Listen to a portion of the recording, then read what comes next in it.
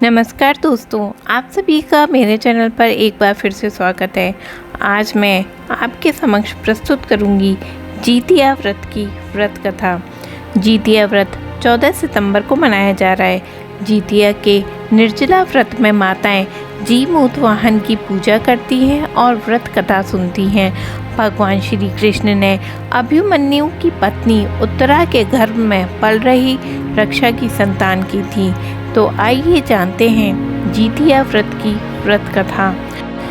14 सितंबर को जितिया व्रत रविवार को रवि योग में मनाया जा रहा है। जितिया को जीवित पुत्र का व्रत के नाम से भी जाना जाता है। इसमें माताएं सूर्योदय से पूर्व ही स्वर्गी ग्रहण करती हैं। सूर्यदेव के उदित होने पर निर्जला व्रत प्रारंभ हो जाता है। यह व्रत सूर्योदय से लेकर अगले दिन सूर्योदय के बाद तक रहता है। जितिया के दिन गंधर्व राजकुमार जीमूत वाहन की पूजा करते हैं, क्योंकि उन्होंने पक्षी राज गरुड़ से नागवंश की रक्षा की थी। जो माताएं जितिया व्रत करती हैं वह पूजा के समय जितिया व्रत की कथा अवश्य सुने या फिर पढ़ें। तो आइए जानते हैं जितिया व्रत की पौराणिक कथा के अनुसार गंधर्व राजकुमार जीमूत वाहन को उनके पिता के वन के जाने के बाद राजा बनाया गया। जीमूत वाहन में भी अपने पिता के समान ही गुण थे। वह भी परोपकारी और दयालु स्वभाव के थे। उन्होंने लंबे समय तक अपने राज्य पर शासन किया और प्रजा की सेवा की। फिर भी वह अपने पिता की तरह राजपाट छोड़कर वन चले गए। वन में काफ़ी समय व्यतीत करने के बाद एक दिन जीमूत वाहन की मुलाकात एक वृद्ध महिला से हुई जो नागवंश से थी। वह काफ़ी डरी हुई थी।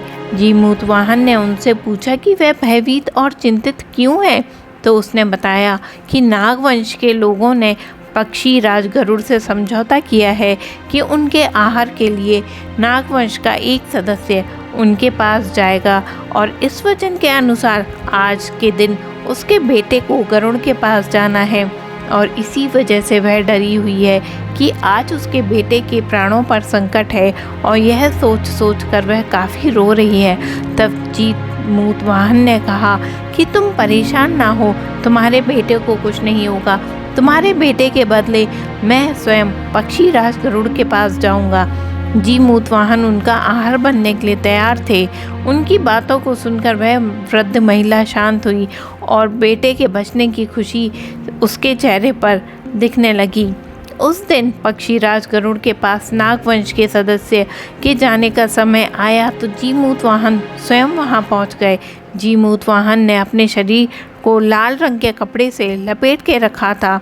पक्षी राज गरुड़ आए और जीमूत वाहन को अपने साथ मजबूत पंजों में जकड़ लिया और अपने साथ लेकर उड़ गए। गरुड़ ने देखा कि जीमूत वाहन दर्द से चीखा और रो रहा है।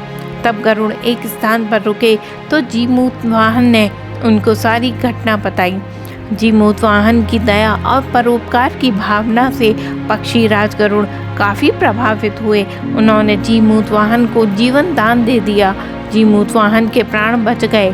गरुड़ ने जीमूत वाहन से कहा कि वे अब नागवंश के किसी भी सदस्य को अपना आहार नहीं बनाएंगे और इस प्रकार से जीमूत वाहन ने नागवंश की और उस वृद्ध महिला के बेटों की प्राणों की रक्षा की और नागवंश को सभी को गरुड़ के भय से मुक्त कर दिया। जो भी माताएं विधि विधान से व्रत रखती हैं, कथा सुनती हैं, उनको पुण्य लाभ होता है और उनकी संतान सुरक्षित रहती है।